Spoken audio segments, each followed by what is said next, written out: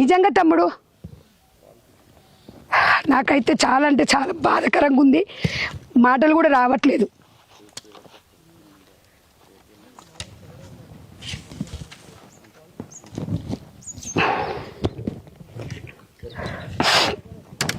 వినమంటే టీవీలలో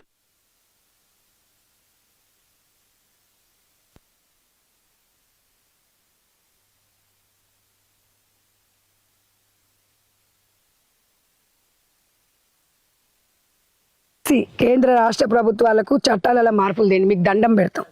ఇలాంటిది ఏ ఆడపిల్లకు కూడా రావద్దు, ఇలాంటి బాధ రాకూడదు. నిజంగా చెప్తున్నా కదా, ఇన్ని జరుగుతున్నా కూడా మనం ఎందుకు తరాలు మారుతున్నా కూడా ఎందుకు చట్టాలు మారట్లేదని అడుగుతున్నా. నిజంగా ఇది మనం రాజకీయాలతో సంబంధం లేదు, కులాలతో సంబంధం లేదు, మతాలతో సంబంధం లేదు. ఒక నిండు ప్రాణం, 2 ప్రాణాలు. ఎవరిచ్చిండ్రో హక్కు చంపడానికి? ఇష్టం లేకపోతే వదిలిపెట్టండి.